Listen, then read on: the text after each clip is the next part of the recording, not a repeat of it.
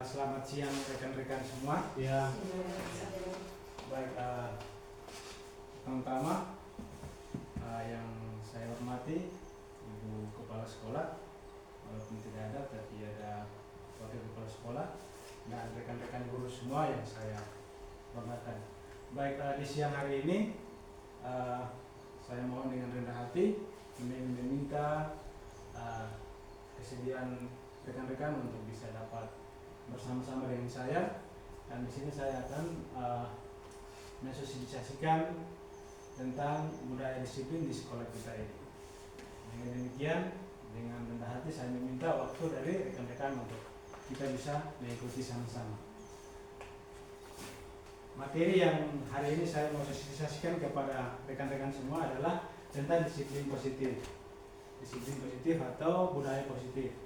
Nah, budaya positif ini yang akan yang mungkin sudah kita lakukan di sekolah kita, hanya tentu ada hal-hal yang mungkin kita belum pernah lakukan tentang budaya positif di sekolah ini. Dengan demikian, hari ini saya akan berbagi kepada rekan-rekan semua tentang budaya positif atau disiplin positif. Baik, disiplin positif menurut KHD atau Ki Hajar Dewantara menyatakan bahwa untuk mencapai merdeka belajar atau murid yang merdeka, syarat utamanya adalah disiplin yang kuat. Nah, disiplin yang dimaksudkan adalah disiplin diri yang memiliki motivasi internal. Jadi disiplin yang keluar dari diri kita atau diri anak itu sendiri. Nah, sebagai pendidik atau sebagai guru, tujuan kita adalah menciptakan anak-anak yang memiliki disiplin diri sehingga mereka bisa berperilaku dengan mengacu pada nilai-nilai kebijakan universal dan memiliki motivasi intrinsik bukan ekstrinsik. Hanya kita memberikan motivasi kepada anak-anak sehingga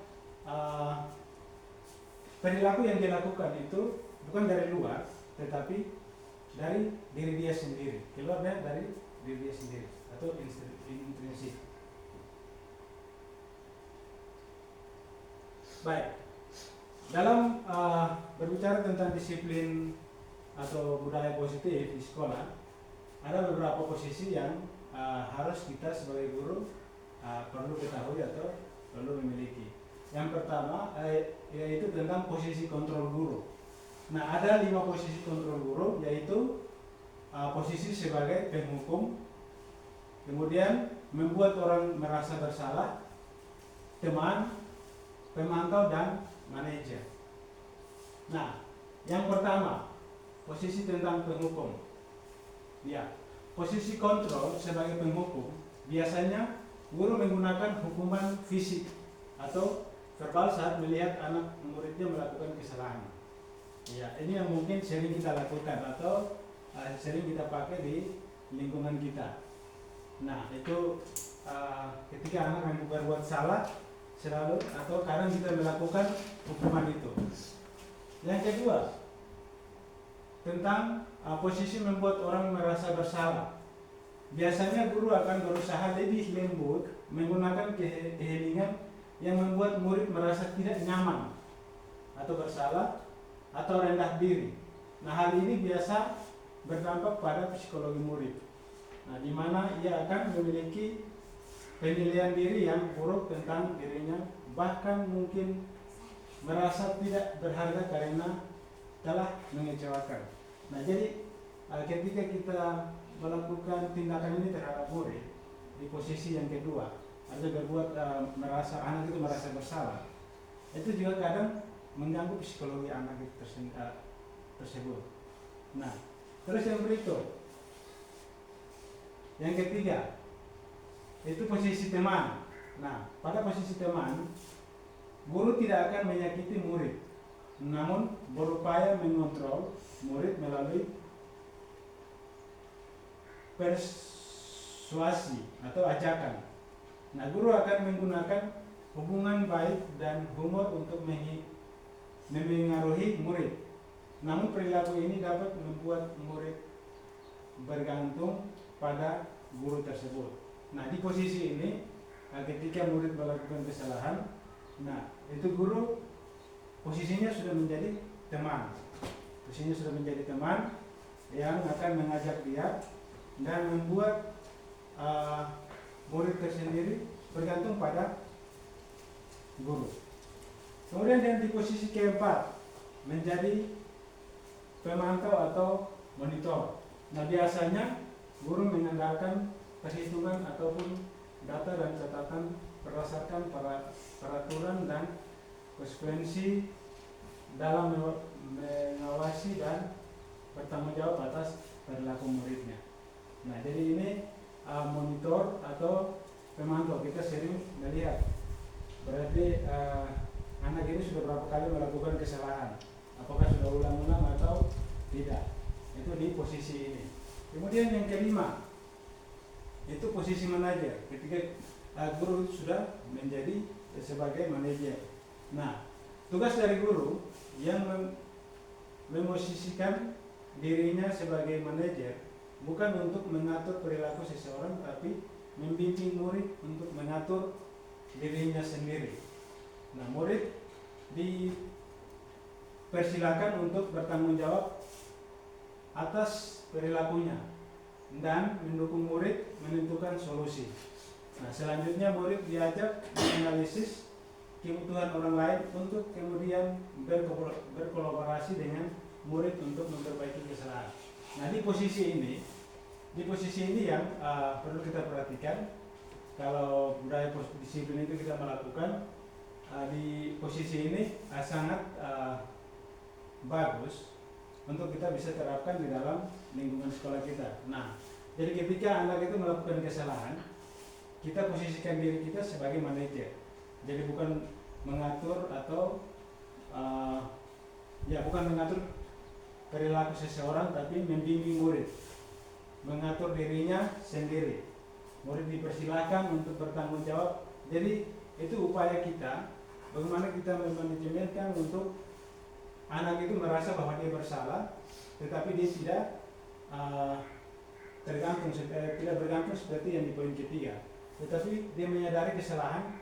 Kemudian kita sebagai guru mencari solusi bagi dia untuk bagaimana kemudian dia tidak melakukan lagi, dan ketika dia melakukan kesalahan terhadap temannya, solusi kita untuk bawa dia untuk meminta maaf kepada temannya itu seperti apa, itu yang kita berikan kepada dia sebagai solusi untuk dia bisa memaafkan kepada teman yang berbuat salah atau tindakan dia yang dia lakukan. Baik, itu tentang posisi kontrol guru. Nah, ini keyakinan kelas itu sering kita lakukan di kelas kita masing-masing. Terlebih Bapak Ibu guru yang wali kelas atau guru kelas, tentu di setiap ajaran baru pasti Bapak Ibu guru melakukan seperti menyepakati tata tertib, masuk jam berapa, kemudian istirahat jam berapa, siapa punya piket hari ini, dan seterusnya. Jadi itu keyakinan kelas itu sama saja kita membangun kesepakatan di dalam kelas. Nah, biasa kesepakatan kelas ini yang sudah kita lakukan, kemudian anak itu melanggar atau siswa tersebut melanggar apa yang kita sudah sepakati. Nah, di situ kita bisa terapkan dan kita bisa menanyakan dan kita bisa meyakinkan dia kalau dia sudah melanggar apa yang sudah kita sepakati dalam kelas. Oke, itu tentang keyakinan kelas. Kemudian yang berikut tentang segitiga restitusi. Nah, restitusi sendiri adalah proses penciptaan kondisi murid untuk memperbaiki kesalahannya, sehingga mereka bisa kembali pada kelompok mereka dengan karakter yang lebih kuat. Jadi dari Gosen tahun 2004. Nah, restitusi membantu murid memiliki tujuan disiplin positif dan memulihkan dirinya setelah berbuat salah. Adapun segitiga restitusi adalah 3 tahapan saat guru hendak melakukan restitusi, yakni menstabilkan identitas. Yang kedua, validasi tindakan yang salah. Dan yang ketiga, menanyakan keyakinan. Jadi kalau kita menanyakan keyakinan berarti kesepakatan yang tadi kita sudah buat di kelas itu, keyakinan dan kesepakatan yang kita sudah buat di dalam kelas itu. Kalau menstabilkan identitas, kita arahkan dia pada dia punya posisi yang sebenarnya. Kadang anak melakukan kesalahan itu karena di luar dari kontrol diri dia. Nah itu yang tujuannya stabilkan identitas dia. Kemudian validasi dia, validasi tindakan yang salah, artinya mengarahkan pikiran dia ke kesalahan yang dilakukan. Kemudian nanti kita sebagai guru memberikan solusi. Nah dari ketiga ini, yang pertama apa itu menstabilkan identitas. Nah, menstabilkan identitas ini atau istilahnya ada di atas. Itu bagian dasar dari segitiga. Bertujuan untuk mengubah identitas anak dari orang yang gagal karena melakukan kesalahan menjadi orang yang sukses. Jadi anak yang telah berbuat kesalahan berarti anggaplah anak itu gagal. Nah bagaimana kita mengingat dia untuk menjadi orang yang sukses? Berarti kita harus mengarahkan dia sehingga tidak membuat kesalahan lagi. Kalau kita sudah mengarahkan dia ke hal yang benar, maka anak tersebut telah sukses dalam kesalahan yang dia lakukan. Nah anak yang melanggar peraturan karena sedang mencari perhatian adalah anak yang sedang mengalami kegagalan. Artinya dia punya tujuan untuk hanya bagaimana dia mau dilihat oleh banyak orang atau dibanggakan oleh teman-temannya, bahwa berarti anak itu dikategorikan adalah anak yang sedang mengalami kegagalan. Karena yang dilakukan adalah bukan hal yang terpuji atau hal yang baik. Nah, dia mencoba untuk memenuhi kebutuhan dasarnya, namun ada benturan. Dia punya keinginan itu bagaimana dia mau benar, tetapi ternyata pada akhirnya adalah benturan. Artinya benturan karena yang dilakukan adalah kesalahan. Nah kalau kita mengkritik dia, maka kita akan tetap membuatnya dalam posisi gagal. Nah kita diarahkan lagi ketika anak melakukan kesalahan seperti itu. Kalau kita kritik dia, maka anak itu nanti tetap pada posisi itu dan dinyatakan anak itu gagal, masih dalam posisi gagal. Nah, kalau kita ingin ia menjadi reflektif, maka kita harus meyakinkan si anak dengan cara mengatakan kalimat-kalimat ini. Yang pertama, berbuat salah itu tidak apa-apa. Jadi ketika dia sudah berbuat salah, yang pertama yang kita lakukan adalah berbuat salah itu tidak apa-apa. Yang kedua, tidak ada manusia yang sempurna. Nah, ini kita mempengaruhi dia untuk bagaimana dia mau tahu dia punya kesalahan, kemudian dia berubah dengan cara kita akan memberikan solusi kepada dia untuk tidak melakukannya lagi. Kemudian saya juga pernah melakukan kesalahan seperti itu. Kemudian kita bisa menyelesaikan ini. Yang terakhir itu mau selesaikan. Jadi pertama, bahwa buat kesalahan itu tidak apa-apa. Kemudian yang kedua, tidak ada manusia yang sempurna. Nah, ini kita harus sebentar alihkan dia ini. Nah, saya juga pernah melakukan kesalahan seperti itu. Nah, yang terakhir kita bisa menyelesaikan ini. Nah, yang berikut, Bapak Ibu atau guru tidak tertarik mencari siapa yang salah, tapi Bapak Ibu ingin mencari solusi dari permasalahan ini. Jadi ketika anak berkelahi misalnya, berarti kita tidak mencari siapa yang salah atau siapa yang benar, tapi bagaimana cara kita mencari solusi untuk kemudian ke depan mereka tidak lakukan dan mereka bisa saling memaafkan. Ya, kamu berhak merasa begitu.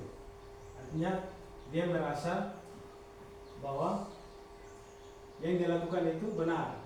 Nah ternyata kita yang sebagai guru melihat bahwa tindakan yang salah yang dilakukan. Nah, apakah kamu sedang menjadi teman yang baik buat dirimu sendiri? Nah, ini kita harus tanya tentang dia punya diri. Artinya tindakan yang dia lakukan ini apakah dia kenal dia punya diri? Artinya dia tidak merasa bahwa yang dilakukan itu salah. Kita menanyakan kepada dia. Ya. Nah, kalau kita mengatakan kalimat-kalimat di atas akan sangat sulit, bahkan hampir tidak mungkin buat anak untuk tetap membangkang. Nah, para guru yang bertugas mengawasi anak-anak saat mereka bermain di halaman sekolah menyatakan bahwa bila mereka mengatakan kalimat tersebut akan mungkin hanya butuh 30 detik bisa mengubah situasi yang sulit menjadi kooperatif. Yang kedua, validasi tindakan yang salah.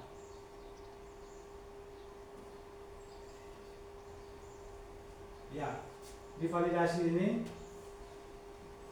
setiap tindakan kita dilakukan dengan suatu tujuan, yaitu memenuhi kebutuhan dasar. Nah, kalau kita memahami kebutuhan dasar, apa yang mendasari sebuah tindakan kita akan bisa menemukan cara-cara paling efektif untuk memenuhi kebutuhan tersebut. Nah, menurut teori kontrol, semua tindakan manusia, baik atau buruk, pasti memiliki maksud atau tujuan tertentu. Nah, seorang guru yang memahami teori kontrol pasti akan mengubah pandangannya dari teori stimulus response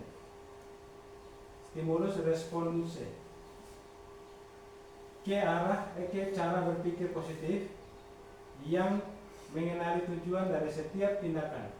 Nah, kita mungkin tidak suka sikap seorang anak yang terus-menerus merengek. Tapi bila sikap itu mendapat perhatian kita, maka itu telah memenuhi kebutuhan anak tersebut. Nah, kalimat-kalimat di bawah ini mungkin terdengar asing buat guru. Namun bila dikatakan dengan nada tanpa menghakimi, akan memvalidasi kebutuhan mereka. Yang pertama, padahal kamu bisa melakukan yang lebih buruk dari ini. Yang kedua, kamu pasti punya alasan mengapa melakukan hal itu. Yang ketiga, kamu patut bangga pada dirimu sendiri karena kamu telah melindungi sesuatu yang penting buatmu. Yang berikut, kamu boleh memperhatikan dan mempertahankan sikap itu, tapi kamu harus menambahkan sikap yang baru. Nah, biasa guru menyuruh anak untuk menghentikan sikap yang tidak baik, tapi teori kontrol menyatakan bahwa resep itu tidak manjur. Mungkin tindakan guru dengan memvalidasi sikap yang tidak baik seperti bertentangan dengan aturan yang ada, namun sebetulnya tujuannya untuk menunjukkan bahwa guru memahami alasan dibalik tindakan murid. Nah, restitusi tidak menyarankan guru bicara ke murid bahwa melanggar aturan adalah sikap yang baik. Tapi dalam restitusi, guru harus memahami alasannya dan paham bahwa setiap orang pasti akan melakukan yang terbaik di waktu tertentu. Nah, sebuah pelanggaran aturan seringkali memenuhi kebutuhan anak-anak akan penguasaan atau power, walaupun seringkali bertabrakan dengan kebutuhan yang lain. Nah, yaitu kebutuhan akan kasih sayang dan rasa diterima atau love and belonging. Kalau tidak tolak anak yang sedang berbuat salah, dia akan tetap menjadi bagian dari masalah. Nah, namun bila kita memahami alasannya melakukan sesuatu, maka dia akan merasa dipahami. Nah, para guru yang telah menerapkan strategi ini mengatakan bahwa anak-anak yang tadinya tidak terjangkau menjadi lebih terbuka pada mereka. Nah, strategi ini menguntungkan bagi murid dan guru karena guru akan berada dalam posisi siswa dan karena itu akan memiliki perspektif yang berbeda. Ya, yang ketiga menanyakan keyakinan. Nah, keyakinan yang pertama, teori kontrol menyatakan bahwa kita pada dasarnya termotivasi secara internal. Nah, ketika identitas sukses telah mencapai atau langkah 1 dan tingkah laku yang salah telah divalidasi di langkah yang kedua tadi, maka anak akan siap untuk dihubungkan dengan nilai-nilai yang dia percaya dan berpindah menjadi orang yang dia inginkan. Nah, pertanyaan-pertanyaan di bawah ini menghubungkan keyakinan anak dengan keyakinan kelas atau keluarga. Yang pertama, apa yang kita percaya sebagai kelas atau keluarga? Apa nilai-nilai umum yang kita telah sepakati? Jadi ini kita tanya kesepakatan-kesepakatan yang kita sudah lakukan di kelas kita masing-masing. Kemudian yang ketiga, apa bayangan kita tentang kelas yang ideal? Yang keempat, kamu mau jadi orang yang seperti apa? Nah, penting untuk menanyakan ke anak kehidupan seperti apa nantinya yang mereka inginkan. Kemudian berikut, apakah kamu ingin menjadi orang yang sukses, bertanggung jawab, atau bisa dipercaya? Ya, jadi itu pertanyaan-pertanyaan. Nah, terus selanjutnya kebanyakan anak akan mengatakan iya, tapi mereka tidak tahu bagaimana caranya menjadi orang seperti itu. Nah, guru dapat membantu dengan bertanya seperti apa jika mereka menjadi orang seperti itu. Nah, ketika anak sudah mendapatkan yang jelas tentang orang seperti apa yang mereka inginkan, guru dapat membantu anak-anak tetap fokus pada gambaran tersebut.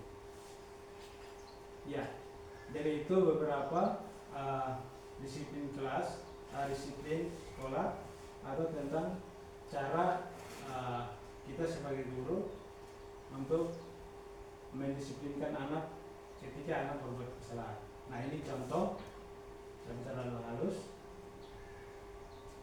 Ya, ini contoh dialog yang dibangun oleh guru dengan anak. Itu saja materi yang telah saya bagikan tentang disiplin positif di sekolah kita. Semoga materi yang hari ini saya bagikan untuk kita semua boleh dapat bermanfaat dan boleh dapat kita lakukan dalam lingkungan sekolah kita. Baik, sekali lagi terima kasih banyak atas perhatian dan atas kerjasama rekan-rekan semua dalam mengikuti kegiatan sosialisasi saya sebagai CGP Angkatan 11 di tahun 2024 ini. Sekali lagi terima kasih dan shalom.